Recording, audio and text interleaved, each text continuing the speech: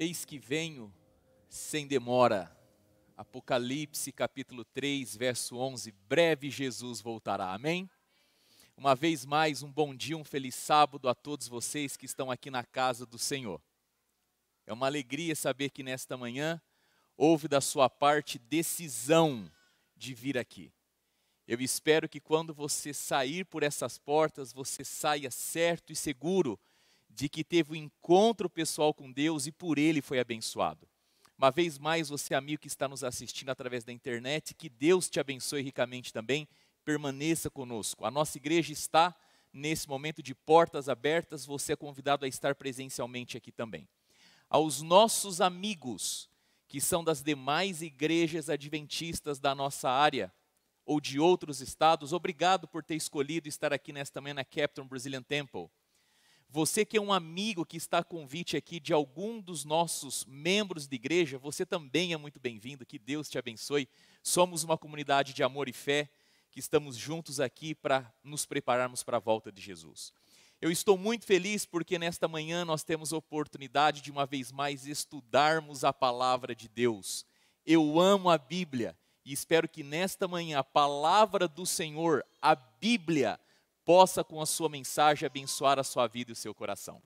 Convido você a abrir o texto sagrado no livro de Gênesis, no capítulo 41, primeiro livro da Bíblia, livro de Gênesis.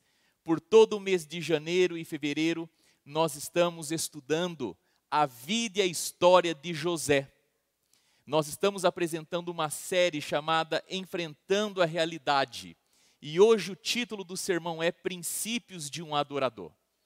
Espero que você possa se deleitar, desfrutar da palavra de Deus. Convido você agora atentamente a ler juntamente comigo Gênesis capítulo 41. Nós vamos ler do verso 1 até o verso 7. E a palavra do Senhor diz assim: Passados 2 anos completos, Faraó teve um sonho. Parecia-lhe achar-se ele de pé junto ao Nilo. Do rio subiam 7 vacas, formosas à vista e gordas, e pastavam no carriçal. Verso 3 agora. Após elas subiam do rio outras 7 vacas, feias à vista e magras, e pararam junto às primeiras na margem do rio. As vacas feias à vista e magras comiam as 7 formosas à vista e gordas. Então acordou Faraó, tornando a dormir, sonhou outra vez. De uma só haste saíam 7 espigas cheias e boas, e após elas nasciam 7 espigas mirradas, crestadas no vento oriental. As espigas mirradas devoravam as 7 espigas grandes e cheias. Então acordou o Faraó, fora isto um sonho. De manhã, achando-se ele de espírito perturbado, mandou chamar todos os magos do Egito e todos os seus sábios, e lhes contou os sonhos, mas ninguém havia que lhe interpretasse. Antes de entrar propriamente no tema de hoje e no texto que nós acabamos de ler, eu preciso fazer um resumo, um apanhado geral do que nós vimos até aqui. Nós vimos até aqui, queridos, que Deus é poderoso e criativo para transformar o mal em bem. Nós vimos até aqui que na vida de quem é convertido, consagrado e fiel a Deus, mesmo que tudo esteja dando errado, é porque tudo está dando certo. Nós vimos aqui também que o mal e o sofrimento na vida de José não é consequência de algum pecado seu. Ao contrário, é resultado da sua plena fidelidade a Deus. Nós também notamos que existe um caminho de prosperidade em meio à absoluta fidelidade em situações adversas. Nós também notamos que Deus, na história, ele se mostra através da sua fidelidade consistente. E José revela uma fidelidade persistente. Na semana passada nós vimos que o sofrimento na vida de um filho de Deus não é um fim em si mesmo, mas é um instrumento que Deus pode usar para a transformação do caráter e da vida dos seus filhos. Na semana passada, nós percebemos que o capítulo 40, o verso 23, termina dizendo a nós duas informações. Primeira delas, o copeiro se esqueceu de José. Segunda informação, José aparentemente estava condenado a passar por todos os teus dias preso naquela prisão. Já o capítulo 41 começa com outro relato. O capítulo diz para nós que José passou 2 anos na prisão. O texto diz que Faraó teve um sonho. E o texto diz que esse sonho acontece às margens do Nilo. Primeiro ponto, aquilo que no capítulo anterior dizia que José teria que passar um tempo indeterminado na prisão, já se reconfigura. Aquilo que era um prazo sem validade, agora se tornou apenas 2 anos. Embora José ficou preso e tivesse que esperar 2 anos, isso não levou o tempo todo da sua vida. Segundo ponto, o texto diz que Faraó teve um sonho. E essa informação, para nós que já conhecemos a história, é importante porque ela revela que José não deve a sua libertação nem a sua salvação ao copeiro, mas sim a Deus, o responsável pelos sonhos de Faraó. E o texto diz para nós que esse sonho acontece nas margens do Nilo. E o Nilo ele tem um simbolismo muito especial na agricultura, na economia e no surgimento da nação do Egito. Heródoto o grego já dizia, o Egito é um presente do Nilo. Os romanos já diziam, alto Nilus, alto Nihil, ou Nilo ou nada. Sabe que nos dias enquanto a história está acontecendo, inclusive a taxação de imposto colocado sobre o cidadão egípcio era baseado no nível de água do Nilo. O deus Rep, o deus daquela situação e daquele contexto, ou um deles, era um deus que se apresentava como um ser gordo, de grandes seios, mostrando a beleza, a produtividade, a riqueza do Egito, baseado no Nilo. E queridos, lendo o relato da Bíblia, nós percebemos que mais ou menos a história acontece da seguinte forma. Faraó dorme, tem um sonho. Ele acorda, dorme novamente, um outro sonho e acorda desse sonho. E é após o segundo sonho, a segunda fase do seu sono, que Faraó tem o seu coração conturbado e agitado pelo sonho e pela necessidade de interpretação. O verso que nós lemos, o último, verso 8, diz que achando-se Faraó em espírito perturbado, e essa palavra perturbado é a palavra parram, que significa alguma coisa que tem um certo passo, um som de pegada ou até mesmo de uma bigorna. Moisés está dizendo que o sonho mexeu tanto com Faraó, que era possível como que ouvir os batimentos do seu coração, como se alguém estivesse caminhando em passos fortes, como se a bigorna de um martelo estivesse batendo. Faraó percebeu que não era um sonho qualquer, havia uma mensagem que necessitava de uma interpretação para que ele pudesse se atentar a esse fato na sua vida. E no verso de número 9, queridos, é dito para nós então que o copeiro entra na história. Aquele mesmo que houver esquecido José, ele entra na história. E o verso diz sobre o copeiro, lembro-me, no verso 9, na última parte, lembro-me hoje das minhas ofensas. Lembro-me hoje das minhas ofensas.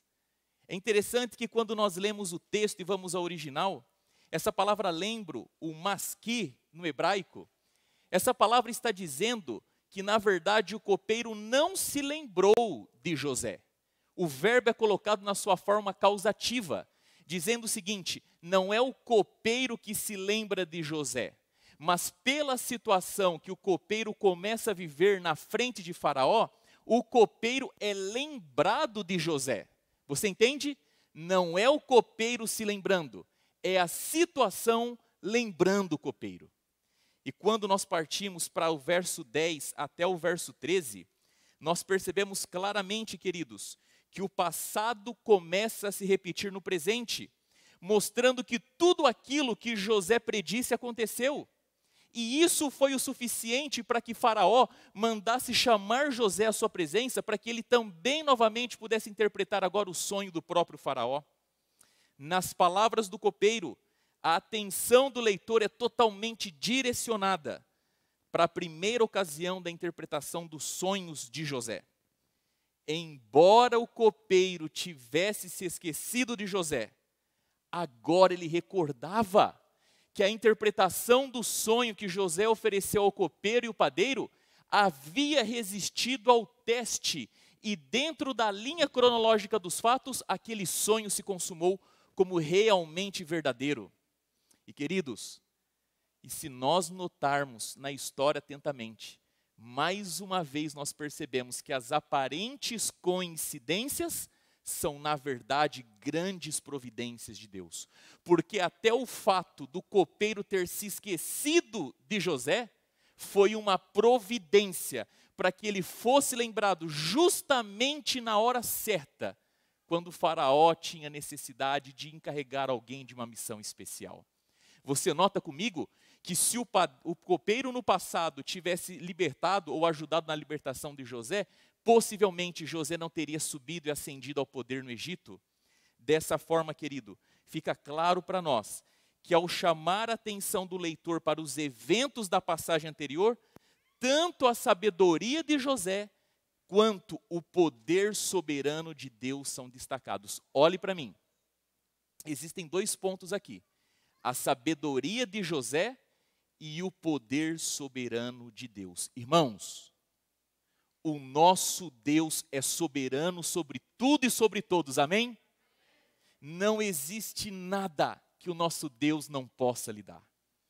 E quando nós chegamos no verso de número 14, pós o chamado de José, o verso diz assim: o fizeram sair à pressa da masmorra. Na verdade, a melhor tradução seria: fizeram José sair dali correndo. Porque aqui se começa a perceber que José realmente não pertence àquele lugar. E quando nos aproximamos do verso 15, Faraó falando, diz assim: este lhe disse, tive um sonho e não há quem o interprete. Nós estamos talvez diante da figura mais importante no mundo nos seus dias, o principal líder da principal nação. E Faraó entra na narrativa nesse momento, se apresentando com uma necessidade e uma limitação. A sua necessidade: tive um sonho, preciso que ele seja interpretado. A sua limitação: ninguém pode interpretar. O homem mais importante e poderoso do mundo, em necessidade e em limitação. Mas o verso 16, ele começa dizendo: respondeu-lhe José. Respondeu-lhe José.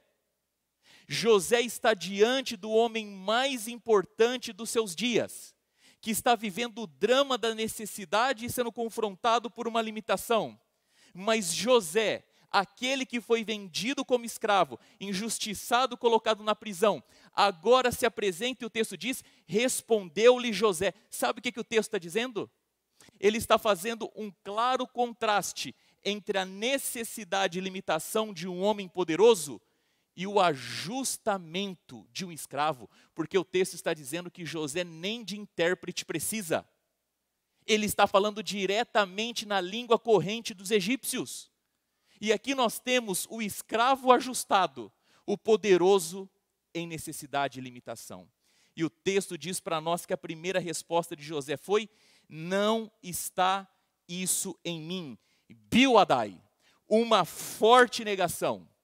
Diante da fala do faraó, você pode fazer, José diz claramente: não, isso não está em mim, evitando toda possibilidade e sombra de que através dessa situação a sua vida pudesse sobressair em relação ao seu Deus. E queridos, de repente então nós chegamos no verso de número 17, e do verso 17 até o verso 24, nós temos agora esse sonho recontado. E agora eu preciso da sua máxima atenção. O clímax do que a gente vai ver agora está exatamente aqui. Deixa eu lhe dizer, o capítulo 41 é um capítulo extenso. Eu estou hoje apresentando metade dele e no próximo sábado a outra metade. Para que você possa entender o clímax desta metade de hoje, é necessário que você me acompanhe exatamente aqui. Eu tenho uma pergunta para te fazer. Os versos que eu li no começo, eles relatam o sonho de Faraó. Mas como nós lemos, o sonho de Faraó no começo do capítulo é relatado a partir da perspectiva do escritor do livro, Moisés. Moisés escreve o sonho que Faraó teve, mas agora o sonho é relatado em primeira pessoa, na perspectiva de Faraó. E a minha pergunta para você é: por que dentro deste capítulo os mesmos sonhos são relatados duas vezes, em duplicidade? Numa leitura que a gente faz superficial e rápida do texto, parece que se tratam dos mesmos sonhos, com as mesmas características, mas eu tenho aprendido, querido, a questionar e pensar e olhar atentamente para a Bíblia, pois dentro dos detalhes se encontram grandes verdades. Quando nós comparamos o sonho de Faraó descrito por Moisés e o sonho de Faraó descrito pelo próprio Faraó, embora os elementos centrais sejam os mesmos, na perspectiva de Faraó existem alguns detalhes adicionais. Por exemplo, quando a gente lê o sonho na perspectiva de Moisés, Faraó ele está junto ao Nilo. Quando a gente lê na perspectiva de Faraó, Faraó está na margem do Nilo. Quando a gente lê na perspectiva de Moisés, o sonho diz que apareceu apenas vacas magras e feias. Já na perspectiva de Faraó, o sonho apresenta vacas magras, feias e fracas. E Faraó faz um complemento, ele coloca ali uma informação a mais. Eu nunca tinha visto vacas tão disformes como essas. Um outro ponto interessante, que quando nós olhamos para o relato de Faraó, ele diz que aquelas vacas, embora tenham comido as 7 vacas gordas, elas ainda parecem magras, feias e fracas. Há uma intenção do autor em colocar que essas vacas fracas por período indeterminado continuarão feias. E o texto começa e termina dizendo que Faraó teve um sonho, precisava de alguém que o interpretasse, mas não havia quem pudesse interpretá-lo. Queridos irmãos, a minha pergunta volta a você. Por que esse padrão de duplicidade? Quer ver só comigo? No capítulo anterior, existem 2 homens que são presos. Esses homens, eles têm sonhos, 2 sonhos. José passa 2 anos na prisão. Faraó, numa mesma noite, tem 2 sonhos. Esses 2 sonhos apresentam neles 2 elementos distintos.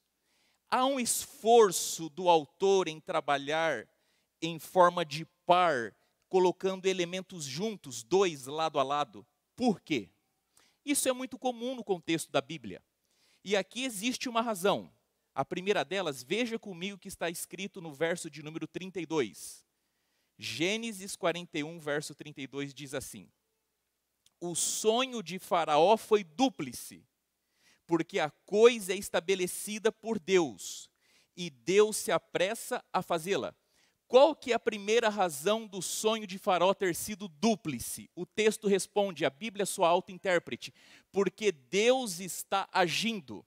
Deus irá fazer alguma coisa. Essa palavra que aparece aí estabelecida, no original a raiz dela é a palavra cum, que significa alguma coisa firme, certo, seguro, mais certo inclusive do que o amanhecer depois da noite. Por que que o sonho acontece nessa dimensão de par? Porque Deus está dizendo, eu estou no controle dos eventos e dos fatos. Eu estou trabalhando e contra aquilo que eu estou fazendo, ninguém, nem você, Faraó, pode fazer nada. Esse é um primeiro ponto. Mas existe alguma coisa mais ainda no texto, que a gente tem que se perguntar por que padrão em duplicidade ou par. Queridos, quando nós olhamos o texto, nós notamos aqui 2 categorias de vacas. Nós temos as vacas feias e magras, nós temos as vacas gordas e vistosas aos olhos. Quando a gente olha a palavra feia aqui na Bíblia como ela está, e a gente dá uma cavucada no original, essa palavra feia é a palavra ra no hebraico, que significa alguma coisa ruim, alguma coisa má, alguma coisa prejudicial. Vou repetir para você. Essa palavrinha que está aqui como feia, e ela se repete, no original ela é algo significado relacionado a algo mal, ruim ou prejudicial. Dado o contexto, inclusive quando a gente olha no verso 26, e o outro grupo de vacas é o grupo de vacas boas, e a palavra boas ali é a palavra tob, que significa bom. A melhor tradução para as palavras que estão aqui como feias não é feia, mas é má. Ou seja, nós temos duas categorias de vacas aqui. As vacas magras e más. As vacas gordas e boas. E o autor dá uma certa ênfase de forma especial às vacas más, mostrando a ênfase no dualismo entre o mal e o bem. Amados irmãos, tanto a palavra má, que é a palavra ra, tanto a palavra boa, que é a palavra tob, que aparecem aqui nos textos várias vezes, essas duas palavras também aparecem em um outro lugar da Bíblia. Gênesis capítulo 2, verso 9, quando Deus está falando para Adão e Eva sobre a árvore da ciência do conhecimento do bem e do mal. Ra e Tob, bom e mal. Em outras palavras, Moisés, o escritor de Gênesis, está levantando diante do leitor um outro assunto recorrente nas Escrituras, no seu próprio livro, que é o discernimento entre o bem e o mal. Quando Moisés está contando a história de José nesse episódio, ele está dizendo que José apresenta a sabedoria, a capacidade de discernir entre o bem e o mal. Um assunto que aparece no primeiro e segundo capítulo de Gênesis. E nós começamos a perceber e notar que existe aqui um grande paralelo entre a vida de José e a vida de Adão. Pense só comigo. Quando Deus cria Adão, lá no Jardim do Éden, Deus é a própria fonte de Adão, para que ele possa discernir entre o bem e o mal. E quando nós lemos a história de José, nós percebemos que José, na terra do Egito, ele precisa de Deus para ter o discernimento entre o bem e o mal. Veja o que está escrito no verso de número 39. Depois disse a Faraó José, visto que Deus te fez saber tudo isto. Em outras palavras, assim como Adão no Éden é dependente de Deus para saber o certo e o errado, José no Egito é dependente de Deus para discernir entre o certo e o errado. Você vai para o Éden comigo e você nota que Deus fez Adão à sua imagem e semelhança e colocou Adão para governar sobre toda a terra. Você vai para o Egito comigo e você percebe que Faraó coloca um anel de sinete, vestes reais e coloca José para governar sobre toda a terra. Você vem comigo para o Éden e você nota que Deus fez de Adão vice-regente de toda a terra. Você vai comigo para o Egito e você descobre que José é feito por Faraó vice-regente de todo o Egito. Você vai comigo para o Éden e você nota que Deus deu uma mulher e terra para que Adão pudesse se deleitar. Você vai para o Egito comigo e você vê que Faraó deu a José mulher e terra para que ele pudesse também se deleitar. Ou seja, há um claro padrão estabelecido entre Adão e entre José. E queridos, lendo atentamente a narrativa, nós percebemos que existe a necessidade de uma resposta, porque Moisés faz um claro paralelo entre Adão e José. Entre as respostas que nós temos, Moisés está apresentando José como um homem ideal. O texto está dizendo para nós que José, ele é, ao olharmos para a sua vida e história, um ideal daquilo que Deus espera e tinha proposto inclusive para Adão. Quando nós olhamos para José, nós percebemos que existe na sua vida características do rei ideal. Quando nós olhamos para José, nós percebemos que aonde Adão caiu, José não caiu. E eu pergunto para você nesta manhã, querido, por que Adão caiu e José não? Moisés está propondo para nós um paralelo, Adão e José. E eu pergunto a você, por que Adão, homem perfeito, num lugar perfeito, não caiu? E por que José, num lugar imperfeito, sendo imperfeito, não caiu? Irmãos, eu gostaria de chamar a atenção de vocês para 2 textos da senhora Ellen White. O primeiro deles, ambos estão no mesmo livro. O primeiro deles está aqui no livro Patriarcas e Profetas, na página 31. Diz assim: Adão compreendeu que sua companheira transgredira a ordem de Deus, desrespeitar a única proibição a eles imposta como prova de sua fidelidade e amor. Adão teve uma terrível luta íntima. Agora, porém, a ação estava praticada. Devia se separar daquela cuja companhia fora sua alegria. Como poderia Adão suportar isto? Adão havia desfrutado da companhia de Deus e dos santos anjos. Leia só comigo com atenção. Havia olhado para a glória do Criador. Havia olhado para a glória do Criador. Compreendia o elevado destino manifestado à raça humana, se permanecessem fiéis a Deus. Leia atentamente comigo. Todavia, estas bênçãos, única dádiva que a seus olhos sobrepujava a todas as outras. Perdão, eu pulei. Todavia, estas bênçãos todas foram perdidas de vista, com receio de perder ele, aquela única dádiva que a seus olhos sobrepujava a todas as outras. O amor, a gratidão, a lealdade para com o Criador, tudo foi suplantado pelo amor para com Eva. Ela era a parte dele, e ele não podia suportar a ideia da separação. Não compreendia que o mesmo poder infinito, amorosamente lhe dera uma companheira, poderia preencher a sua falta desta. Por que Adão cai no jardim do Éden? Porque o Adão, que certa vez olhou para a glória de Deus, Adão olhou para a glória de Deus, Adão teve a oportunidade de ver tudo o que Deus poderia fazer na raça humana se ele continuasse olhando para a glória de Deus. Os olhos de Adão mudaram de posição, e em vez de olhar a glória de Deus, ele olhou a beleza de Eva. E por pensar que Deus na sua glória não pudesse preencher o vazio e a falta de Eva, decide então comer do fruto. Em outras palavras, é quando Adão desvia o olhar da glória de Deus para a beleza de Eva e pensa consigo que ele jamais poderia ser completado pela falta que ela poderia fazer, que ele cai. Agora veja esse outro texto da senhora Ellen White, no mesmo livro falando sobre José.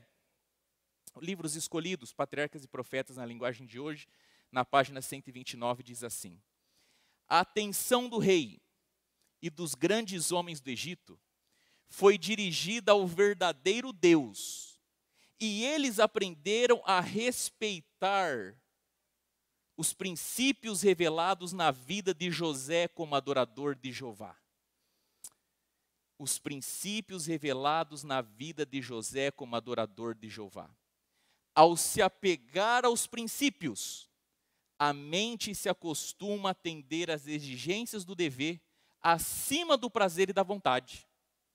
A mente assim disciplinada não oscila entre o que é certo e o errado, como a cana balança ao vento. Por que Adão cai sendo perfeito num lugar perfeito? Por que José, sendo imperfeito num lugar imperfeito, José não cai? Porque no contraste entre Adão e José, o ideal como homem e como rei é José e não Adão. Queridos, primeiro ponto que eu gostaria de dizer para você, tentando responder essas perguntas. primeiro ponto. Na vida cristã, nós não somos dirigidos e orientados pelos nossos hormônios. Nós somos dirigidos e orientados pelos nossos neurônios. Na vida cristã, a razão sempre está acima da emoção. O cristão não é dirigido por vontade e prazer, mas por verdade e por princípio. Vou repetir para você. Isso é importante, inclusive, para você, pai e mãe, com seu filhinho, com a sua filhinha. Isso é importante para você, menino e menina, jovem desta comunidade. O cristão não é dirigido por hormônios, ele é dirigido por seus neurônios. Na vida cristã, os neurônios estão acima dos seus hormônios. A razão está acima da emoção. O seu intelecto está na parte superior das suas emoções. A sua mente deve dominar o seu coração e não o contrário. O cristão não é dirigido por vontade e por prazer, ele é dirigido por verdade e por princípio. Queridos, nós estamos vivendo em um momento da nossa história, onde o mundo se transformou numa fábrica de prazeres, num mercado de desejo. E hoje tudo é feito para proporcionar a satisfação pessoal do indivíduo. E infelizmente, eu digo para você, isso inclusive tem entrado nas nossas igrejas. Muito das nossas igrejas têm adotado a fórmula de buscar a atração do seu cliente, do seu consumidor ou das pessoas em geral. Grande parte hoje das igrejas não estão mais preocupadas em adorar o Criador, mas em satisfazer a criatura. E é comum que em alguns lugares a gente vai na igreja e ao final a gente fala assim, nossa, me senti muito bem aqui. Estou saindo daqui muito bem. E é verdade. Porque algumas dessas igrejas são feitas exclusivamente, estão somente e apenas para que você se sinta bem. Só isso. Você vai na igreja para quê? Para se sentir bem. Nada de repreensão, nada de disciplina, nada de quebrantamento, nada de juízo, nada de cruz, nada de sacrifício. Porque tudo que conta é a satisfação do indivíduo. Estamos substituindo a adoração a Deus pela satisfação da criatura. Não é mais possível confrontar o pecador com o seu pecado. Mas eu lembro a você nesta manhã, querido, que a verdadeira adoração acontece quando o nosso eu é destronado e Deus se torna a nova referência da nossa vida. Se no Éden, antes do pecado, Deus criou o homem à sua imagem e semelhança, fora do Éden, pós-pecado, é o homem tentando construir deuses à sua própria imagem e semelhança. E na vida cristã, querido, não somos nós que temos que exigir que Deus e a sua igreja se adequem a nós, à nossa vontade, ao nosso gosto, à nossa preferência e inclusive aos nossos sentimentos. É bem o contrário. Somos nós que nos sujeitamos racionalmente a Deus. E eu peço gentilmente que você veja novamente o segredo de José. Os princípios revelados na vida de José como adorador de Jeová. Ao se apegar aos princípios, você acha que José não teve vontade de desistir de tudo e de todos? Você acha que José não teve vontade de abandonar e negar o seu Deus? Você acha que José não teve vontade de chorar? Você acha que José não teve vontade de praguejar? Você acha que José não teve vontade de pecar? Você acha que José não tinha desejos direcionados ao prazer? Você acha que José não gostaria de se deleitar com a mulher de Potifar? Mas na vida de José o que importava não era a sua vontade, não era o seu prazer, mas eram os seus princípios que estavam alicerçados no Deus da sua adoração. E por isso, querido, eu insisto com você. Cristão não é dirigido por vontade e por prazer, é dirigido por verdade e princípio. E se a verdade e o princípio chocar diretamente com a sua vontade e o seu prazer, prefiro o choque da verdade e do princípio do que a adulação, querido, da tua vontade e do teu prazer. Mas há um segundo ponto aqui também nessa história, que eu aprendo.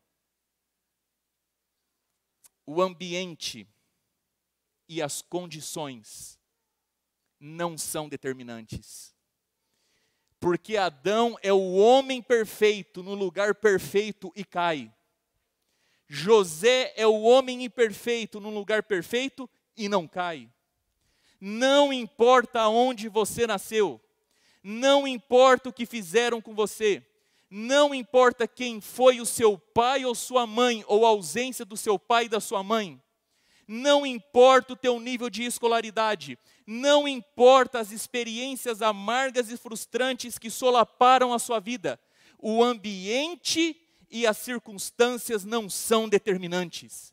Porque a história de José diz que lá na prisão, lá no palácio, José não se vendeu ao seu prazer e à sua vontade. Nos extremos da vida, ele permaneceu fiel. Por isso, saia da linha das justificativas, das escusas e das desculpas. Para quem quer ser fiel a Deus, sempre haverá um jeito, uma solução e um escape. Para quem não quer ser fiel a Deus, sempre haverá uma desculpa, uma justificativa. O ambiente e as condições não são determinantes. Queridos, e finalmente, por que que Adão peca e José não peca? Por que que Adão cai por conta de uma mulher? Por que que José, ainda que mandado para a prisão injustamente, não cai nas graças, no encanto de uma mulher? O ponto é, Adão mudou o olhar da glória de Deus para a beleza de Eva. José colocou o olhar no Deus que é o qual ele adorava e fincou nesse Deus os princípios da sua vida. E aqui eu quero encerrar dizendo a você o seguinte: você está insatisfeito com o seu comportamento? Existem hábitos, vícios na sua vida danosos? Existe na sua vida alguma coisa que você se sente impotente, mas precisa lutar contra?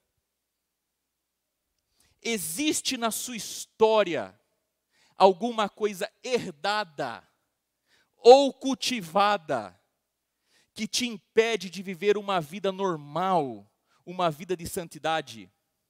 Escute bem o que eu vou lhe dizer. Quer transformar o seu comportamento? Mude o que você adora. Quer transformar o seu comportamento? Mude o que você adora. É quando José coloca Deus como ser a ser adorado na sua vida, que todas as forças dos princípios de Deus inundam a vida de José. E por isso, no palácio ou na prisão, como escravo ou como governador, José se mantém fiel. Você quer ter a sua vida transformada? Mude a quem você adora. Santo e bom Deus que estás nos céus, a história de José, ela só não é mais linda do que a história de Jesus. E nem poderia. Porque José, ele é um excelente exemplo, mas Jesus Cristo é o nosso substituto. Querido Deus, bondoso Pai, nesta manhã nós aprendemos que na vida cristã, a minha vontade, o meu prazer, devem ser regidos e dominados pela verdade e pelo princípio. Nesta manhã nós aprendemos, Deus, através do exemplo de José, que nós não estamos aqui neste mundo e não podemos navegar na corrente da satisfação, mas da resolução, querido Deus, de vivermos estritamente como o Senhor espera. Até mesmo na igreja. Querido Deus, existe algo interessante nos nossos dias sobre igreja. Nós somos a primeira geração que buscamos verdade no mundo e entretenimento na igreja. Que o Senhor, antes, Pai, de mandar a sua ira, o Senhor mande a sua misericórdia sobre nós. Querido Deus, nós aprendemos na história de José que as circunstâncias, a condição não é determinante. O Adão teve tudo a seu favor e jogou tudo para o alto. José, quando não tinha nada a seu favor, ele olhou para o alto. E não desviando o olhar do objeto da sua adoração, o Deus dos céus, José foi fiel em tudo.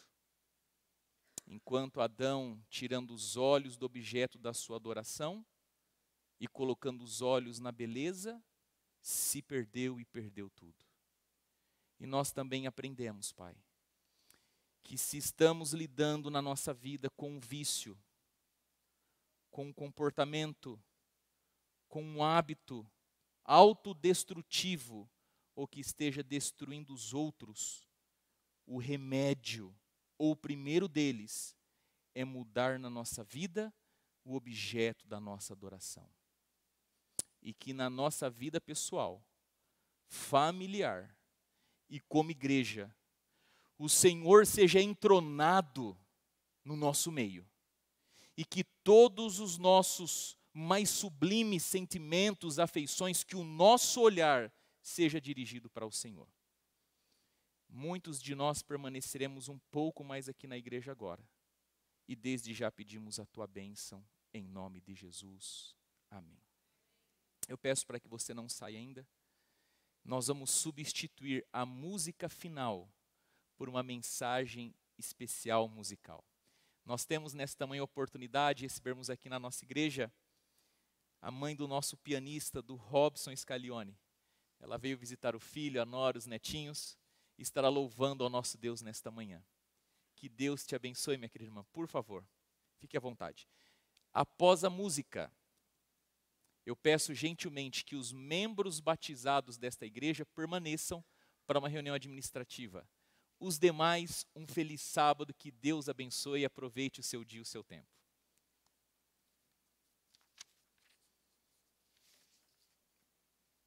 Pode pegar qualquer um.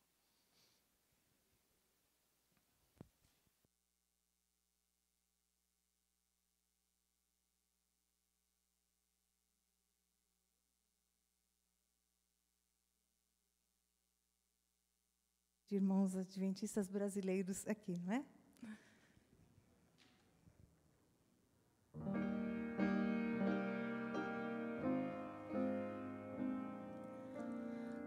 Pai, pelas lutas do amanhã,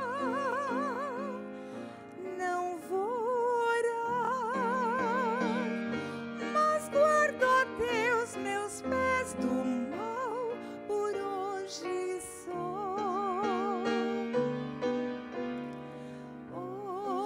Dá-me mais fervor no orar e trabalhar, que eu seja amável e cortês por hoje só, que eu seja pronta em servir e obedecer, que me proteja teu amor por hoje só.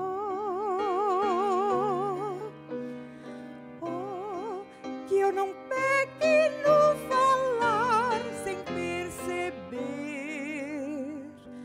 Põe uma guarda aos lábios meus por hoje só, que ao tempo certo eu possa ser alegre ou não, sempre na graça confiar.